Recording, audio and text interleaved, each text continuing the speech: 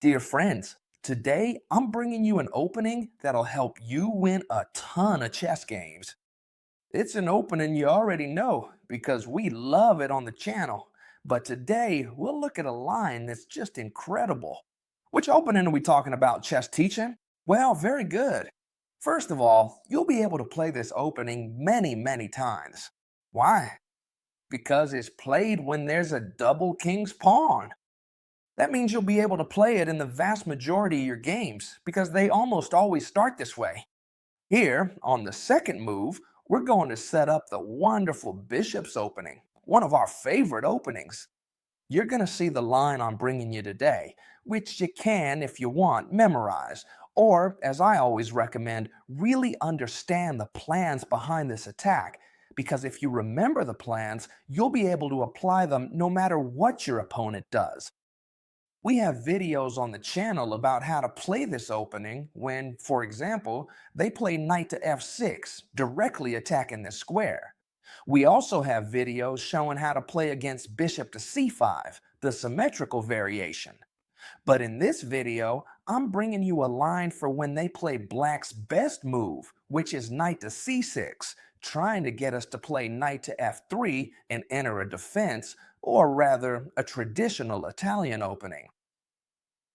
Since opponents don't know how to play the bishop's opening, they play knight to c6 to try to enter a normal Italian variation.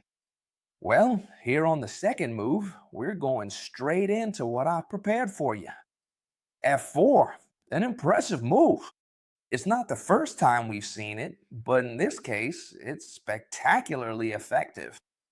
We give up a pawn on the third move. If they don't capture it from us, let's see what happens next. First, let's see what happens if they take this pawn, which is free. So I often find that the most common thing is for them to capture this completely free pawn. So why do we give it away? First of all, to occupy the center with our two pawns. Pay attention to the move. Did you get? We're diverting the central pawn. We move it away so we can occupy the center ourselves with our two pawns. The main thing is that now we're attacking this pawn with the bishop. So if they don't defend it, look what happens on the next move. Bishop takes pawn and we have an amazing position. We're not down any material, it's equal. But as you can see, white's position is much better than black's. So with this d4 move, what we're really doing is threatening this pawn. But of course, here, black has a move that is actually the most commonly played in this position. It's pretty scary, and you need to know how to respond to it. It's this move right here. Queen to h4, checking the king, and defending this square. And most importantly, how do we get out of this check? The knight can't do it. Blocking with the pawn is a big mistake. If they take here, we can't recapture with the rook there. That would be terrible. ChessTeacher, you're losing your mind. But watch, it gets even crazier. The best move here is king to f1. It might seem strange, I know. I know, it might seem strange, but it's actually a great move. The attack for black is over. We move the king aside, and now they can't do absolutely anything. For example, they have to keep developing their pieces. The most logical move, and the one they play about 70% of the time, is knight to f6. They develop a knight, attack this pawn, and want to come in for this checkmate over here. It makes perfect sense, but we're not worried about it at all. For now, we can keep playing with normal development. Knight to f3, and we attack a queen. A queen that has very few available moves. It could come here and would be placed on the bishop's diagonal, which we could attack quickly. It could also come, for example, over here. It also ends up in a discovered attack by the queen in some future scenario. For example, if this knight moves, we could sacrifice our bishop on f7 and then knight to e5 or check and we take the queen.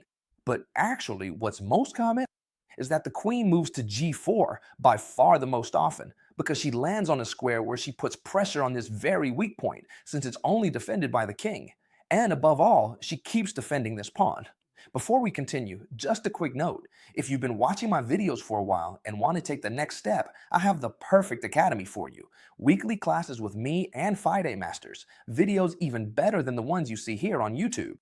Plus, you'll have access to more than 50 interactive courses and a personalized lesson for you every day with 10 steps. Well, you'll see for yourself. It's amazing.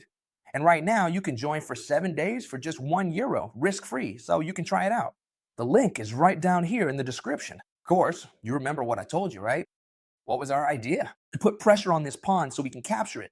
If our opponent moves away and lets us capture it, our position will be fantastic. So pay attention to how we're going to continue, because it makes a lot of sense. We keep developing our pieces. This opening is not hard to play at all. It's very easy and also brings great results, especially because our opponents don't know how to play against it. This is the most important thing. The game can continue in many different ways. In fact, they're often tempted to play this bishop, since they can't develop it here nor here, because we would push our pawn to e5 and win a piece with the dreaded underpants tactic, right?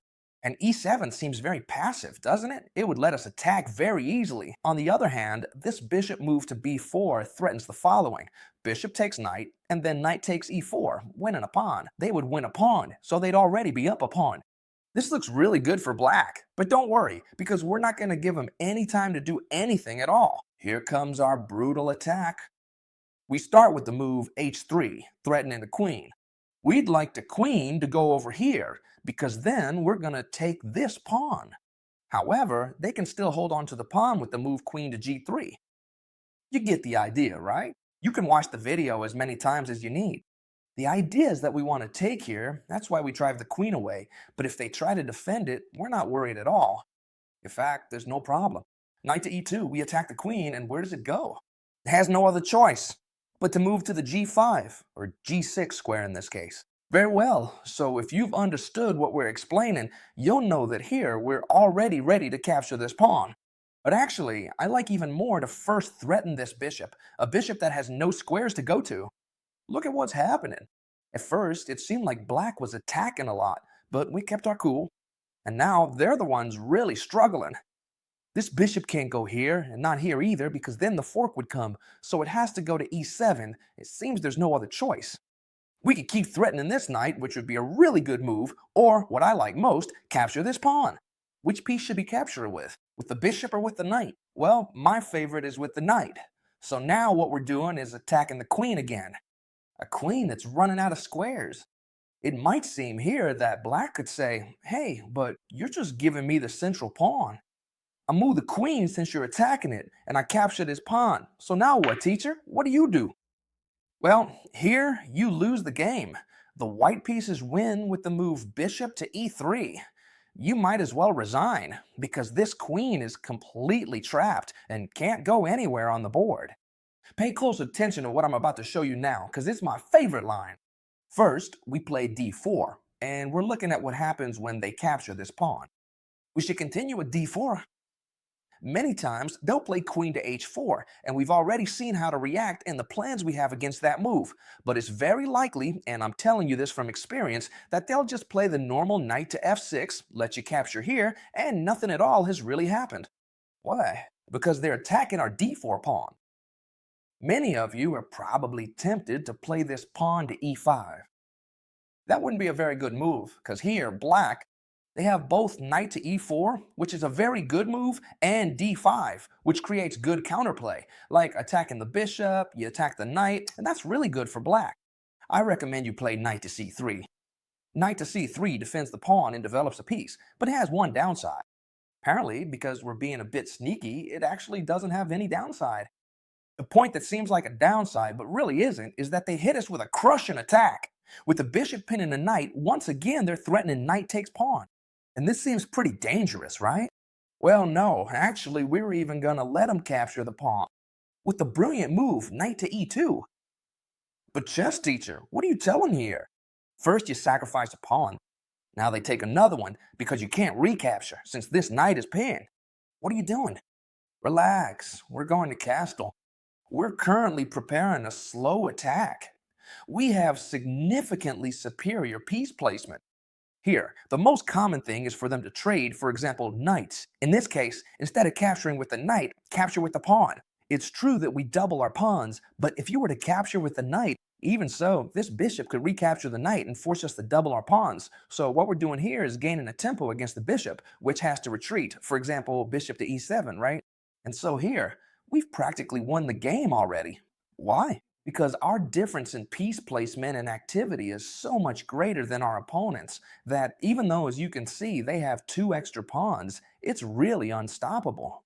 For example, here you could go for the slow attack or the lethal attack. The slow attack would be knight takes pawn, threatening both a bishop and a rook on a f7 square once this knight moves. We could bring the queen in either through h5 or g4, and that would be spectacular, but that's not the lethal attack. You know what the lethal attack is?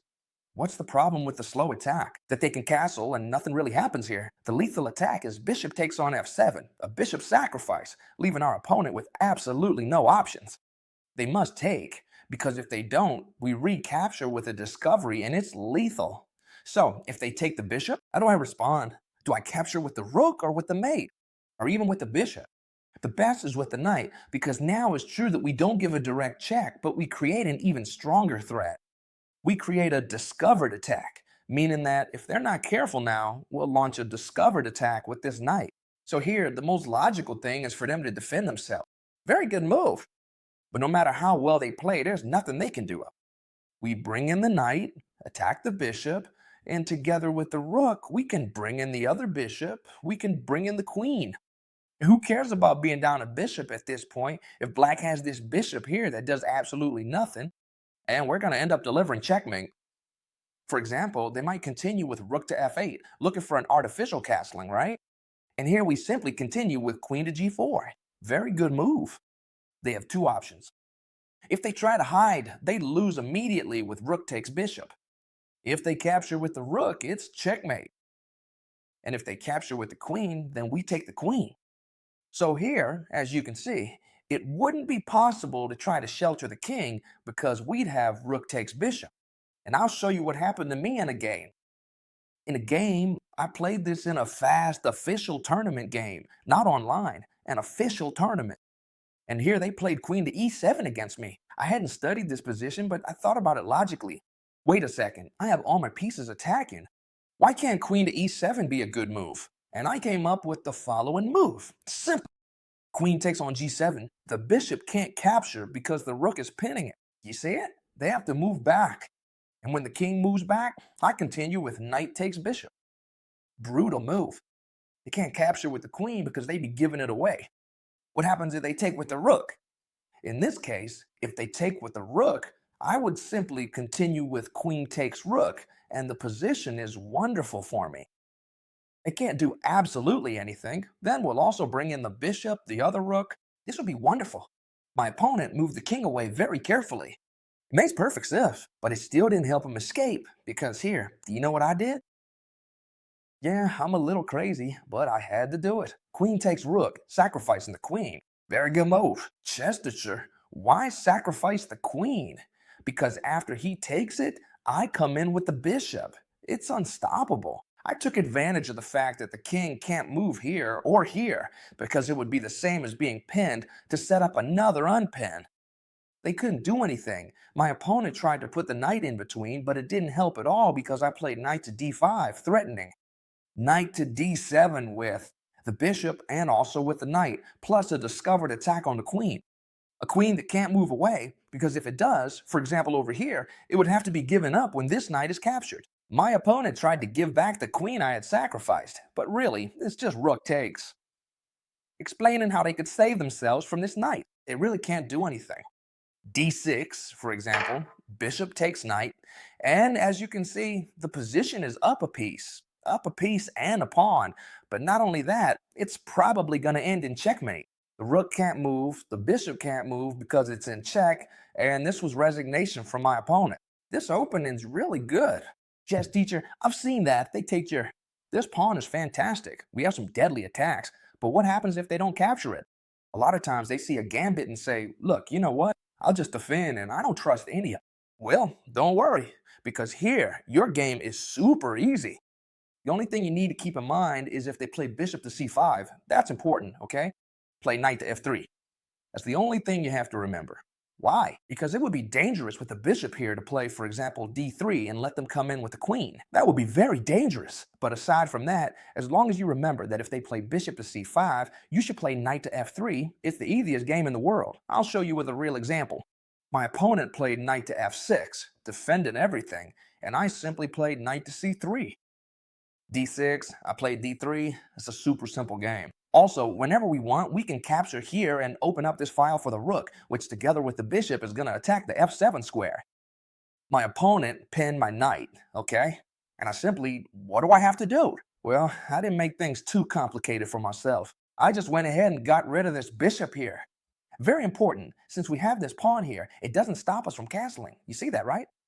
Actually, it does stop us from castling, so we need to get rid of this bishop to be able to castle properly, but there's really no problem. If they come here, we just cover ourselves like this and take out this bishop.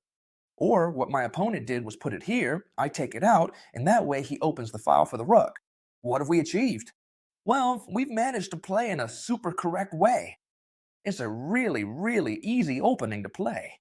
We're developing our pieces without leaving anything behind. At this point, look at what I did. I played c3 to prevent any kind of knight jump. You see, I'm really not making things complicated at all. Queen to e7, a 3. The bishop retreated. The good thing about this opening is that it lets us launch an attack on the king side thanks to this f4 move. I'll show you how I did it. Bishop takes bishop. Queen takes, and here, for example, I already have this pawn advance available, which lets me push forward strongly with my pawns. Now I bring in my other bishop, they chase it away, and I trade bishop for knight. I don't mind because my attack is deadly. And now look at this beautiful move. Knight to h2, you see? So I can bring the knight to h4 and threaten a queen that's in a precarious position. My opponent tries to defend however they can. I go after the queen has to move, and now f6, a fantastic move. What can they do now? There's not much they can do. If the knight moves, I'll open their king. So the best option is to trade these pawns. How do I keep going? Knight takes or rook is even better, since we're threatening an entry. No matter where the king moves, as in the game, I take this pawn.